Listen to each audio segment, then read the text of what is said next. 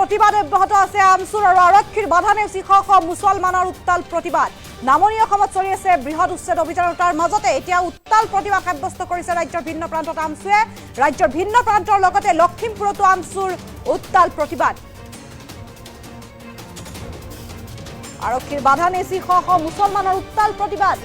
লখিমপুৰতো আমচুৰ বৃহৎ প্ৰতিবাদ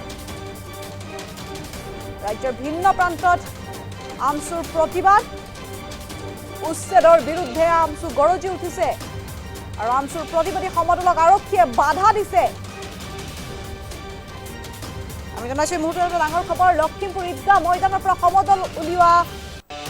উলিওৱাত বাধা দিছে আৰক্ষীয়ে আৰু জিলা আয়ুক্তৰ কাৰ্যালয় অভিমুখী প্ৰতিবাদকাৰীক বেৰিকেড লগাই বাধা উচ্ছেদিত ক্ষতিপূৰণ শিশুৰ অধিকাৰ সুৰক্ষিত কৰাৰ দাবী আমচুৰ আৰু বিলাসীপাৰাৰ বাঙালীপাৰাতো আমচুৰ বিশাল উত্তাল প্ৰতিবাদী কাৰ্যসূচী আৰু তামুলপুৰ কলাইগাঁও বিজনী লাহৰীঘাট আদিতো উত্তাল প্ৰতিবাদ সাব্যস্ত হৈছে আমি আপোনালোকক এটাৰ পিছত এটা দৃশ্যাংশ দেখুৱাবলৈ চেষ্টা কৰিম কিয়নো আৰক্ষীৰ বাধা নেওচি শ শ মুছলমানৰ উত্তাল প্ৰতিবাদ ৰাজ্যৰ ভিন্ন প্ৰান্তত আমি দৃশ্যাংশ দেখুৱাম আপোনালোকক লখিমপুৰৰ দৃশ্যাংশ দেখুৱাবলৈ চেষ্টা কৰিম কিয়নো বিলাসীপাৰাৰ পিছত এবাৰ লখিমপুৰৰ দৃশ্যাংশ আহি পৰিছে এক্সক্লুচিভ দৃশ্যাংশ আমাৰ আৰক্ষীৰ বাধা নেওচি শ শ মুছলমানৰ উত্তাল প্ৰতিবাদ এইদৰে ফুল এম্বিয়েন্সৰ সহায়ত যদি সম্ভৱ হয় মই দৃশ্যাংশ দেখুৱাবলৈ চেষ্টা কৰিছোঁ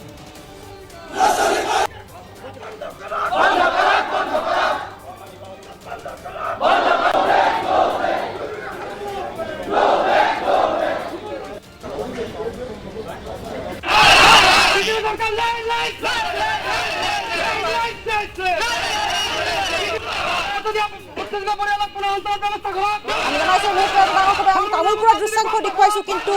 লখিমপুৰত আচলতে উত্তাল প্ৰতিবাদ সাব্যস্ত হৈছে আৰক্ষীৰ বেৰিকেড ভাঙি আচলতে আৰক্ষীয়ে বাধা দিছে আৰু বেৰিকেড লগাই দিছে আৰু কিন্তু সেই বেৰিকেড ভাঙি তেওঁলোকে আচলতে যাব বিচাৰিছে যদিও পাৰা নাই লখিমপুৰ ঈদগাহ ময়দানৰ পৰা উলিওৱা সমদলত আৰক্ষীয়ে বাধা দিছে জিলা আয়ুক্তৰ কাৰ্যালয় অভিমুখী প্ৰতিবাদকাৰীক বেৰিকেড লগাই বাধা উচ্ছেদিত ক্ষতিপূৰণ শিশুৰ অধিকাৰ সুৰক্ষিত কৰাৰ দাবী আমচুৰ আৰু বিলাসীপাৰাৰ বাঙালীপাৰাতো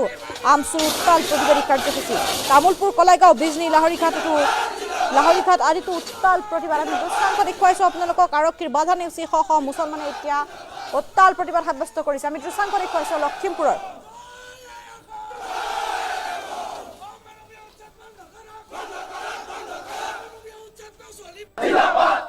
আমি কোকৰাঝাৰৰ দৃশ্যাংশ দেখুৱাইছো কোকৰাঝাৰতো আমচুৰ বৃহৎ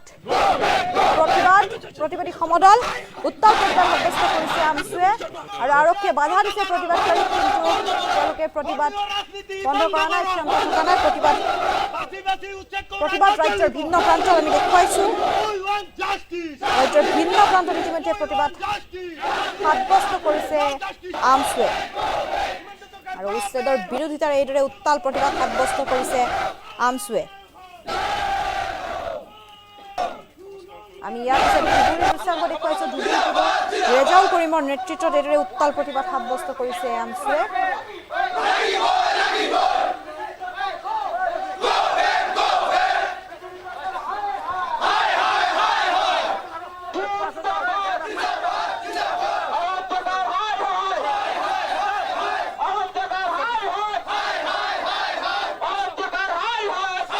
আমি ধুবুৰীৰ দৃশ্যাংশ দেখুৱাইছো তামুলপুৰত প্ৰতিবাদ হৈছে কলাইগাঁৱত প্ৰতিবাদ হৈছে বিজনীত প্ৰতিবাদ হৈছে লখিমপুৰত প্ৰতিবাদ হৈছে আৰু ৰাজ্যৰ ভিন্ন প্ৰান্তত উত্তাল প্ৰতিবাদী কাৰ্যসূচী আমচুৰ উচ্ছেদৰ বিৰুদ্ধে গৰজি উঠিছে আমচু আৰক্ষীৰ বাধা নেওচি শ শ মুছলমানৰ উত্তাল প্ৰতিবাদ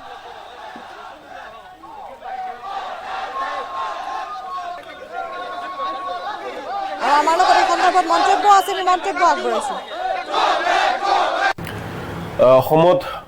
অসমৰ মুখ্যমন্ত্ৰী বা অসম চৰকাৰে অসমৰ মুছলমানসকলক যি বাছি অত্যাচাৰ কৰি আছে যি পুজবেশ নীতি কৰি আছে সম্পূৰ্ণ অগণতান্ত্ৰিক আৰু নিয়ম বহিৰ্ভূতভাৱে মুখ্যমন্ত্ৰী ডাঙৰীয়াই যি নাৰকীয় অত্যাচাৰ কৰি আছে তাৰ প্ৰতিবাদত আমি নেমচুই অহা 15 জুলাই তাৰিখে গুৱাহাটীত আমি অৱস্থান ধৰ্মঘট কাৰ্যসূচী ৰূপায়ণ কৰিবলৈ আমি সিদ্ধান্ত লৈছোঁ যেতিয়ালৈকে অসমত মুছলমানসকলৰ ওপৰত অত্যাচাৰ চলি থাকিব যেতিয়ালৈকে অসমৰ মুছলমানে ন্যায় নাপাব তেতিয়ালৈকে এই চৰকাৰখনৰ বিৰুদ্ধে আমি গণতান্ত্ৰিক আন্দোলন অব্যাহত ৰাখিম আৰু অসমৰ সংখ্যালঘু ৰাইজক আহ্বান জনাইছোঁ যে আপোনালোকেও অসমৰ সংখ্যালঘু দল সংগঠনৰ গণতান্ত্ৰিক আন্দোলনত পূৰ্ণ সমৰ্থন কৰক আৰু ৰাজপথলৈ ওলাই আহক। এতিয়া আন্দোলনৰ বাদে এতিয়া মুছলমানসকলৰ আন একো পথ নাই, কাৰণ কেন্দ্ৰীয় চৰকাৰৰ পৰা আৰম্ভ কৰি ৰাজ্য চৰকাৰলৈকে তেওঁলোকৰ চৰকাৰ আৰু কোনো এখন চৰকাৰে এই ভাৰতীয় মুছলমানসকলক হিমন্ত বিশ্ব শৰ্মাৰ নেতৃত্বাধীন চৰকাৰখনে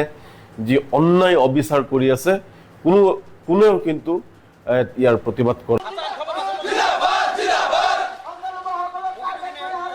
এতিয়া ৰাস্তা পদূলিত পৰি আছোঁ, মোৰ মতা মানুহ নাই, এতিয়া খুজি মাগি খাওঁ মই, সেই ঘৰটো ভাঙি দিলে, এতিয়া মই ক'ত যাম? মোক কিবা এটা সুবিধা কৰি দিয়ক আপোনালোকে,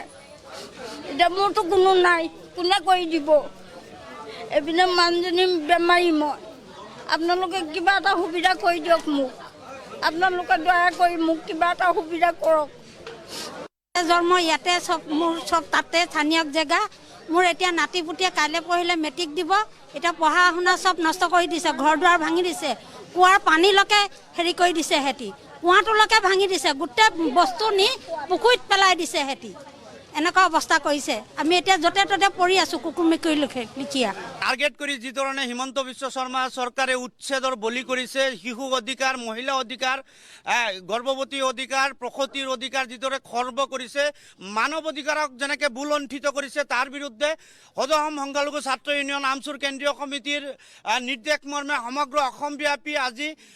শান্তিপূৰ্ণভাৱে গণতান্ত্ৰিক প্ৰতিবাদী ৰেলী আছিলে। গতিকে আমি লখিমপুৰ জিলাতো এখন ৰেলীৰ কাৰণে আমি জিলা প্ৰশাসনৰ ওচৰত অনুমতি বিচাৰি আবেদন জনাইছিলোঁ, কিন্তু আজি আপোনালোকে দেখিব পাইছে যে জিলা পুলিচ প্ৰশাসনৰ ফালৰ পৰা এক ডাঙৰ বেৰিকেড দি আমাক বাধা দিব বিচাৰিছে। ইয়াৰ দ্বাৰা তেখেতসকলে বুজাব বিচাৰিছে যে হিমন্ত বিশ্ব শৰ্মা চৰকাৰৰ যিটো স্বৈৰাচাৰী শাসন ব্যৱস্থা, সেই শাসন ব্যৱস্থা লখিমপুৰ জিলাতো প্ৰৱৰ্তন আছে, কাৰণ তেওঁলোকে গণতান্ত্ৰিক প্ৰতিবাদকো ভয় কৰিছে, যাৰ কাৰণে পুলিচ প্ৰশাসনৰ জৰিয়তে বেৰিকেড সৃষ্টি কৰি গণতান্ত্ৰিক প্ৰতিবাদত মহিমূৰ কৰিবৰ কাৰণে চেষ্টা কৰিছে। আমি আপোনালোকৰ যোগেদি আজি এই প্ৰতিবাদী স্থলীৰ পৰা জনাই দিব বিচাৰিছোঁ যে অনতি পলমে বাছি বাছি সংখ্যালঘুসকলক যি ধৰণে টাৰ্গেট কৰি উচ্ছেদ কৰা হৈছে, এই উচ্ছেদ কাৰ্য যদি অসম চৰকাৰে বন্ধ নকৰে, ইয়াতকৈ আৰু অধিক গণতান্ত্ৰিক জংগী আন্দোলন আমি গঢ়ি তুলিম, আৰু এই আন্দোলন আমি অকল লখিমপুৰ বা অসমত দিছপুৰতে শেষ নকৰি আমি দিল্লীলৈকে এই আন্দোলন লৈ যাম। গতিকে আজিৰ এই প্ৰতিবাদী সভাৰ পৰা, প্ৰতিবাদী কাৰ্যসূচীৰ পৰা আমি অসম চৰকাৰক সকীয়াই দিব বিচাৰিছোঁ যে সংখ্যালঘুসকলৰ মানৱ অধিকাৰ বুলণ্ঠিত কৰি যি ধৰণে তেওঁলোকে টাৰ্গেট কৰি উচ্ছেদ কৰি 2026 চনৰ নিৰ্বাচনী বৈতৰণি পাৰ কৰাৰ কাৰণে এটা ধৰ্মীয় উন্মাদনাৰ সৃষ্টি কৰাৰ কাৰণে যিটো চেষ্টা কৰি আছে, এই চেষ্টা কেতিয়াও সফল নহয়। অসমৰ ৰাইজে ইতিমধ্যে গম পাই গৈছে যে এইটো এটা ধৰ্মীয় উন্মাদনা সৃষ্টি কৰি এক বুজন সংখ্যক ভোটাৰক সন্তুষ্ট কৰাৰ কাৰণে তুষ্টিকৰণৰ ৰাজনীতি। গতিকে এটা শ্ৰেণীৰ মানৱ অধিকাৰ, সংবিধানে দিয়া অন্ন, বস্ত্ৰ আৰু বাসস্থানৰ অধিকাৰ খৰ্ব কৰাটো সৰ্বসাধাৰণ ৰাইজে কোনো পধ্যেই মানি নলয়, আৰু এই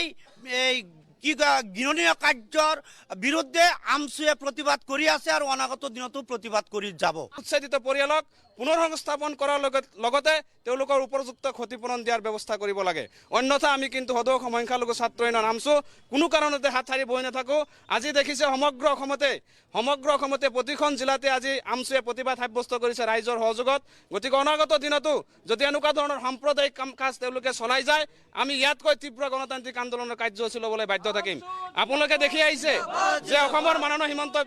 মুখ্যমন্ত্ৰী হিমন্ত বিশ্ব শৰ্মা ডাঙৰীয়াই তেখেতে যেতিয়া মাদ্ৰাছাসমূহ উচ্ছেদ কৰিছিলে, সেই মাদ্ৰাছা উচ্ছেদৰ প্ৰতিবাদ কৰিবলৈ যাওঁতে তেখেতে টিভিৰ সংবাদ মাধ্যমৰ জৰিয়তে তেখেতে কৈ আছিলে যে সংখ্যালঘু ছাত্ৰ ছাত্ৰীসকল মুন্সী আৰু মৌলানা হ'ব নালাগে, তেওঁ আমাৰ ছাত্ৰ ছাত্ৰীসকলক ডক্টৰ আৰু ইঞ্জিনিয়াৰ বনাব। গতিকে আমাৰ প্ৰশ্ন যে এই যে উচ্ছেদ কৰিলে অসমৰ হাজাৰ হাজাৰ ছাত্ৰ ছাত্ৰীক আপুনি বেঘৰ কৰিছে, হাজাৰ হাজাৰ ছাত্ৰ ছাত্ৰীক আপুনি বিদ্যালয়ৰ পৰা আপুনি বিমুখ কৰিছে। গতিকে এই ছাত্ৰ ছাত্ৰীসকলৰ ভৱিষ্যত কি হ'ব, তাৰ কিন্তু সম্পূৰ্ণ যদি কিবা মানে পৰিস্থিতি হ'বলগীয়া হয়, তাৰ কিন্তু কিন্তু সম্পূৰ্ণ দায়ী অসমৰ মুখ্যমন্ত্ৰী হিমন্ত বিশ্ব শৰ্মা ডাঙৰীয়া থাকিব। গতিকে আমি এই অনাগত দিনত এইসমূহ কাৰ্যপন্থাৰ পৰা তেওঁক বিৰত থাকিবৰ কাৰণে অসম চৰকাৰক বিৰত থাকিবৰ কাৰণে আমি আহ্বান জনাইছোঁ।